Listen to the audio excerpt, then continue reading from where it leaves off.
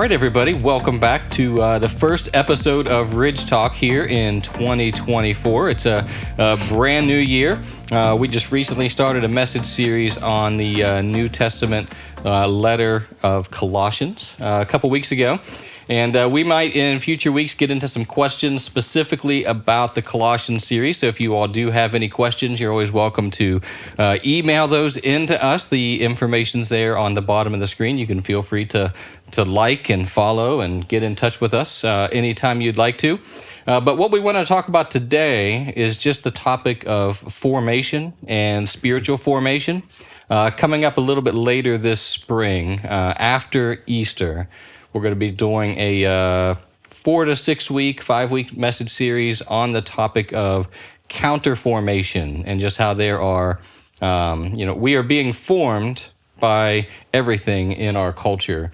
And when we look at the gospel, when we look at the way that Jesus lived, we will talk about what does it look like to live in a counter formational way. So, Daniel, I know you initially started to outline that series. Do you have any initial thoughts you want to throw out on it? No, not at all. It's going to be great then. Yeah, no, it's going to be awesome. I think that's kind of the thing. Number one, we're just excited to be back doing Ridge Talk again. This is fun doing this in the new year. I think one of the desires that we had, not only to talk to people and answer the questions that they have coming in about the series, but also just to begin using this as a tool for engaging with people and having some feedback from them. And so, one of the things, just kind of looking behind the curtains a little bit, we are talking quite a bit and thinking very deeply about formation. Another word for that would be discipleship. How are we being formed into the image of Christ Jesus? And so we're thinking very deeply about that. We're hoping that there's a formation type series in the fall of this year, but this spring we're looking at a counter formation series. And so the idea behind that, as you alluded to, Justin, is basically this idea that before we talk about what it means to be formed in the image of Christ and be a follower of Christ, we need to at least recognize that we are already disciples of something. We're already following something. And I think whether knowingly or unknowingly, I would say probably unknowingly, people just kind of assume that life exists in a vacuum, right? That I'm just a disembodied person floating around in a vacuum, and I am the master of my own fate. I'm the one charting the course, and nothing is shaping me. I'm the one shaping the world. And I'd say that's a false narrative, right? There is an idea that you're always being shaped by something. So our formation is not merely formation, but it's also counter formation. We're working against something as well. So I think that's kind of the idea behind it. We have, like you said, it's about five or 6 weeks. We've nailed down 2 of those that we're we're definitely talking about these 2 things, and we're still kind of in a process of discovery about what are the best things for us to identify in that series. So, yeah. Yeah, and I know being in full-time ministry, just the topic of discipleship or spiritual formation, I use those 2 terms pretty interchangeably, but it's a topic I've just been passionate about for years. I know Luch here, and Luch, it's good to have you with us again. Yeah, when you worked on your master's thesis project, I know you had a lot to do with the topic of formation for that. I know that Sean is actively looking at what some other churches in larger cities are doing for this talk about formation. So maybe Luch or Sean, what are some initial thoughts you wanted to throw out there? You go ahead. As Daniel, you were talking, I actually thought of a tie-in to our current Colossians series, which I think is going to come up this next week as you're teaching. But in Colossians chapter 1, verse 15, talking about Jesus here, it says, "He is the image of the invisible God, the firstborn of all creation." And that idea of, you said a few times, being formed into Christ-likeness. Well, why would we even set that as a goal for ourselves? Why would we want to be formed into the image of Christ? And it's because Christ himself is the image of God, who is perfect love, who is perfect truth. And so if we're trying to understand, why would we follow Jesus? Why would we desire to be formed to be people who are like Jesus? It's to understand this because Jesus is the image of the God that we can't see.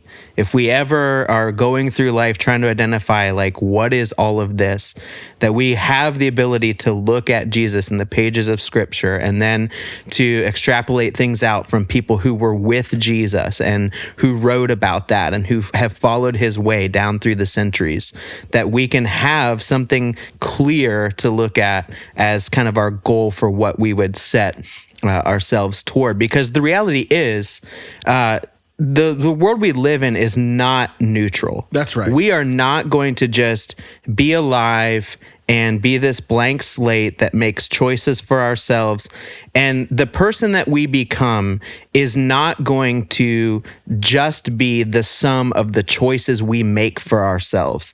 That is a short-sighted view of what it's like to become a person, because there are too many other outside forces that shape us. Either we're aware of them or we're unaware of them.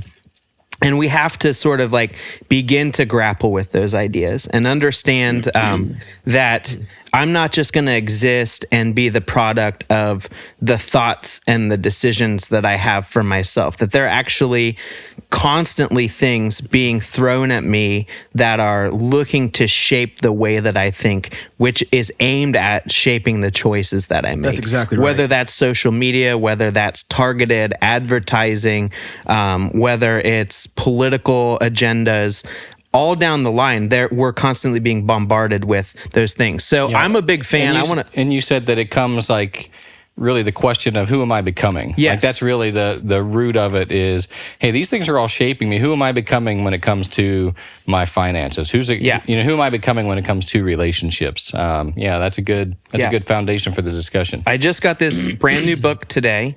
It's from. It doesn't even come out till tomorrow. Yeah, I got it early somehow. And somehow Sean gets it a day early. And Luch's is out for delivery right now. It was on my porch as I was leaving to come do this, which I go, is that Providence? Anyway, I love the way that this is articulated, and it kind of sums up what I was getting at. It says this, everybody is following somebody, or at least something. Put another way, we're all disciples. The question isn't, am I a disciple? It's who or what am I a disciple of? Mm-hmm. That really gets at the question behind the question for me, is that ultimately, if I'm not following Jesus, that doesn't mean that I'm going to just be this like neutral thing. I'm going to be a disciple of something else. That may be of my shopping choices, that may be of my political stance, it may be, on down the line. But ultimately, we all are going to be followers of something or someone. And what we're trying to say is that ultimately we choose to follow Jesus because we see that he is the perfect image of God in the world. He is the ultimate goal for what we would want ourselves to be shaped toward. That's right. So this episode is not endorsed by John Mark Comer and his book, Practicing the Way. But Sean is reading it, Luch is reading it, and my copy, because I ordered it through Kindle, will not be delivered today. It will be delivered at midnight tonight. I'm already going to be so much further ahead than you. I know. And I'm not. But because this topic of spiritual formation, it's always been an interest of mine. My lovely wife, Megan, she got me another book for Christmas titled Invitation to a Journey, a Roadmap for Spiritual Formation. And, I just like the definition that the author provided early on, because people can be confused, like, how do you define discipleship? How do you define spiritual formation? And they just really narrow it down to spiritual formation is a process of being formed in the image of Christ for the sake of others. Mm-hmm. But it is that idea that John Mark, I think, communicates well, too, of, hey, we are being formed. What are we being formed into? Mm-hmm. Are we being formed more and more into the image of Christ? That's the goal. That's the purpose of Christianity. But what other voices are speaking into us that are forming us into something outside of the image of Christ? And I think that's something that people within the church, we I don't know. I don't know that people wrestle with that a whole lot. Yeah, I think this is a good sort of sneak peek of our process too, because part of what we're doing in real time right now is looking ahead at this series and going, okay, we're all sort of like studying various aspects of this. We're all pulling from people who are articulating these ideas and concepts in particular ways. And then we're figuring out, okay, how are we going to say this?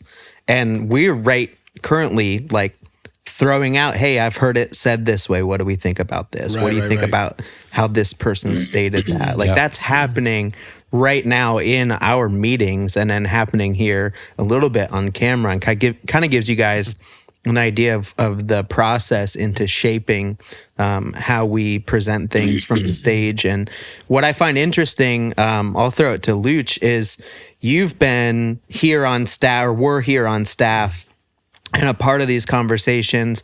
Now you are pioneering a church, and your situation is a little bit different because you're getting to kind of start from scratch, where we have a church with history and who has done things in particular ways. And so you're kind of getting to set your course from the very beginning and kind of present some of these ideas. So I'd be interested just to kind of hear what some of your thoughts along these lines are, and maybe some of how you're beginning to think about presenting this to your people. Yeah. So actually, right now, as we're speaking at Ridgeview, we're walking through a series. I'm actually teaching through some of these things, and I'll just kind of say, as I'm listening here. Right now, one thing that's striking me is, I hope that the words formation, counterformation, like those might not be words that if you've grown up as a Christian, maybe those are not words you grew up hearing all the time. Yeah.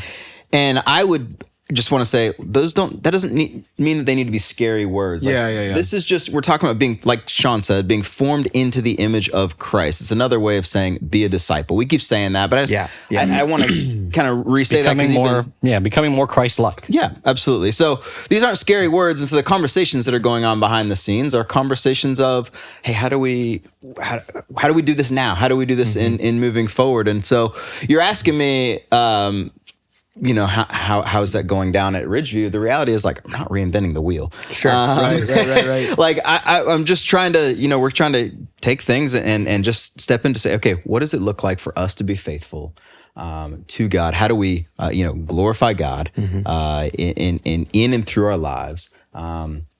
And how do we live our lives in such a way that we're shaped and formed to be molded more like Him? And so, one thing that I've kind of got written out as a vision statement is, simply put, that we believe that all Christians are meant to be formed into the image of Christ as disciple-making disciples. And so I'm kind of taking that primarily from the Great Commission. I mean, you look at the Great Commission, Jesus, gathers his disciples together. He says, in light of all authority in heaven and on earth, giving my mission to you. And he says, go therefore and make disciples. And then goes on to say, baptize them in the name of the triune God and teaching them to obey all that I've commanded you.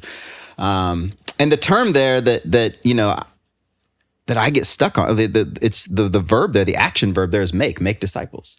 And so that's all we're talking about. And so, I don't know that I have anything new or revolutionary other than to say, my hope is to lead our people into simply following Jesus, them becoming a disciple. Those are some of the things that we're talking about you guys have been talking about behind the scenes. I've been a fly on the wall in some of those conversations. And so, I mean, that's where I want to lead us is, one of the words that I love to use in that conversation is lead us in living on mission, being on mission. Yeah. I think the desire we have is just, from a posture of humility, that we would do everything we can as a leadership team to position our people to best be formed into the image of Christ, moving into the future. Yeah. We're looking at, we're students of culture. As part, that's a big part of it. We are students of culture and society, as well as of the scriptures, and we've been able to recognize where the world has come in the last 30, 40, 50 years. And there's pretty good indications about where we're headed over the next 10 to 20 years. And so we're in the process right now of identifying what are the driving narratives in our society, and where are those narratives leading us. And that's what this series is that we're talking about. We're hoping that it will, we can identify those for people and name them, so that we can do what you're talking about, the ancient practice of following Jesus. Where does following Jesus intersect with the cultural winds, the prevailing winds of society? And so, so I think, one of our hopes for this episode is that the feedback we would get is, dear listeners, you would tell us, where do you hear these narratives, and what narratives are you hearing from culture on a regular basis? That's right. So for instance, we've already decided that our next episode will be talking at some level about individualism and expressive individualism. We understand, and there's so many expressions of this. There's books that are specifically on expressive individualism. Another book that I know that several of us have read comes by a guy named Carl Trueman, who wrote a book called Strange New World, which is the small truncated version of a much larger work called The Rise and Triumph of the Modern Self. It's a much more technical, philosophical work. Excellent though, and it gives this understanding of like, hey, we're at a place in human history that has never existed, in which the individual, particularly the mind of the individual, is elevated above all other things. But we see that all throughout our society in various ways. And so what Justin was just saying, we want to hear from you guys. We want to hear from our listeners. Where do you see this playing out? So for our next episode, send us stuff like, I see individualism being pushed in this way. And it's not like this. No one's calling it expressive individualism when they're pushing it, right? It's some other, all right, I'm going to give you an example. Weird example. If you want to send us examples like this, that's fine. I'm going to date myself a little bit. This is an old song. You're younger than I am. So. I'm younger than two of you, actually. So that's right. But I look older than all of you. So how does that work out? I don't know. But anyways, John Mayer. You guys know John Mayer? John Mayer's great. I love John Mayer. Yes. He's got a lot of great guitar work, a lot of catchy songs, and a lot of really bad advice, right? And philosophy in some of those songs. There's a song that I just remember. In fact, I've got a weird. Most songs give bad advice. That's right. I've got a weird memory specifically associated with this song. He had a song called "Say What You Need to Say," so my brother and some of his friends, one of the guys invented like a dialogue called "Hokey Ho," and that's how he would talk. He'd go around going "Hokey Ho," but they would sing this song. Say what you need to say. They do it like a lisp. I don't know why they did it. Okay, that's just a very distinct. Going in a much different direction. But here's the deal with that song, and I get this song stuck in my head. Say what you need to say, but he goes into say what you need to say, and then he says it's better to say too much than never enough. That flies in the face of basically everything that the wisdom literature and the scriptures say. That it's actually better to hold your tongue and not to say too much. So that's the like surface level expression that is counterintuitive or counteractive to Christian ideology and wisdom. But beneath it is, I as an individual, you as an individual must express your thoughts and opinions. Right. You have an intrinsic right, and in fact, you must do it in order to be truly authentic. Well, he's expressing expressive individualism a decade or two ago in this kind of stuff, and so my point is, it's ubiquitous. It is everywhere. And what we're not saying there is like I can put myself in the position of somebody who would hear what you just said and go, well, that advocates for silence on things that really matter. So like one of the issues in our culture is like remaining silent in the face of injustice. It's not an advocation for, hey, like I think some of that is born of, hey, in the face of injustice, like silence has gone on too long. And so you need to speak up. But as we talk about cultural pendulums, when that swings to express your opinion on everything, No matter what. no matter what it is. And it's always valid because it's yours. And it doesn't matter so much how you are expressing that, whether you're expressing it in love or not, whether you're expressing it with the goal of being a constructive goal That's of bringing people together, or if you're just trying to dismantle things. Like, that's where the nuances come in.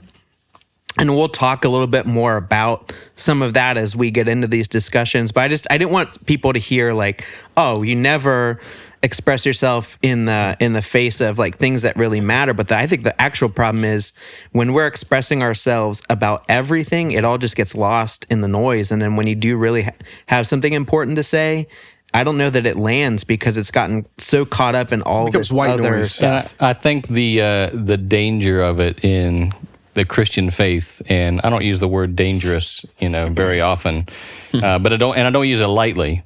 But the danger is you have a church full of people who are like, "Hey, my faith is my faith. My truth is my truth. Let me do what I'm going to do. Let me," and that's outside of the gospel. Like the scriptures teach us that, when we do communion, we talk about it being a family meal together. Like the gospel is, hey, we're going to talk about how do we live life in the new family of Jesus together. So combating against that individualistic mindset is insanely important for Christians today.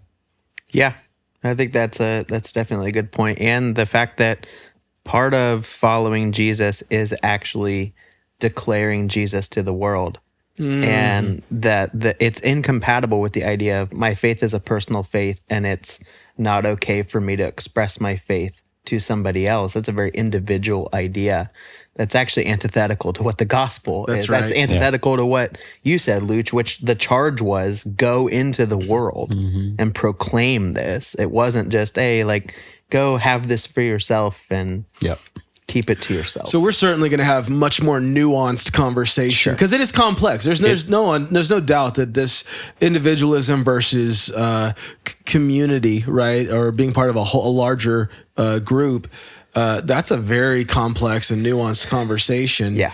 But I think it's one that we need to have and that we need to identify as a cultural narrative, so that we can talk about, well, what is God's way, right? Yeah. Like not am I getting my idea or my identity of myself as an individual or as a community? We're talking about a very Western idea of individualism, and it's much more Eastern to say, no, I am part of a larger community or larger whole. And the individual is irrelevant. Yeah. Well, that's not true either. That's been used to justify a lot of atrocities. That's exactly in right. world history as well. So that's where And so we're going to have a more nuanced conversation. My point was just to say, hey, if you have a song or a movie or something, if you want to give it, I think those are some of the best ways to illustrate. Not like individualism, but any of the topics we might talk about under the realm of counterformation, because those are the things that, the way that a song says it, the way a movie says it, the way that it's just kind of spoken into the world, those are ways that those form us. Again, we're talking about things forming us. Those things form us and shape us in ways of thinking about things, ways of approaching, whether we're talking about ourselves or something else. Well, again, I'll find myself humming that song in my head, and that drip method, I can't help but that message is in my head. Hence the need for counterformation, because you need to be able to identify it, and you need to be able to say, okay, where do we need to say, hold on, that's not quite it. Yeah, that's exactly right. So that was actually another one of John Mark Comer's books, The Live No Lies. I think I mentioned it last year, like December, when we gave a book reading list. Like a month ago. But he had a notebook, like a journal that he kept just for himself, that whenever he had any thought come into his mind that he's like, is that in line or out of line with the scriptures, that he would have to, he would pause and consider that. And how many times he was having narratives come into his mind that did go against the scriptures. But those narratives do come all the time from music, media. Right, they're not disembodied advertising. They're not disembodied narratives. They are narratives that we are encountering all the time. Yeah, and Luch or you, somebody just used the term it changes how we think, and it does. That's right. And I think that was one of my favorite seminary professors I had. The one thing that he most appreciated about his parents is that they taught him how to think for himself. And he really appreciated that. He was like, I didn't just take information that I was being taught and say, oh, well, that must be true because this person's giving it to me.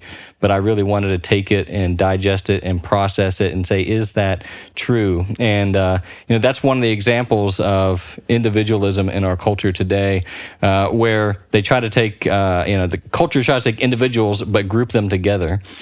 So we see this in news media today. Fox News, CNN, MSNBC, whatever network it is, they're not just communicating the news. They're communicating what happened and how you should think about what happened. And so here's the narrative that whether you need to explicitly believe in, or implicitly. That's Yeah. right. Oh, for sure. Yeah. So so anybody who's absorbing that all day long, it is impacting the way that they think And about by the way, politics once we and get you about- thinking this way, here are the products you should purchase. Yes. When you start thinking this way.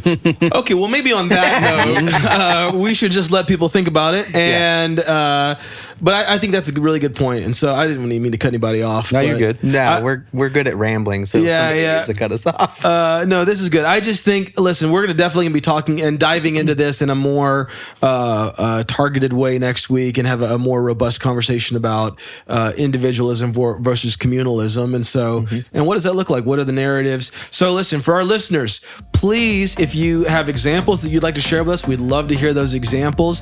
If you have an idea of a narrative that you're like, I see this all the time, you guys, I would love to hear more about this, then send that our way as well. We'll be critiquing that and thinking, is this something that really is a huge narrative that we need to be addressing? But beyond that, please like or subscribe to this channel, and please share. We'd love for you to interact with us and to share it with other people. So thanks for joining us on Ridge Talk, and we'll see you next time.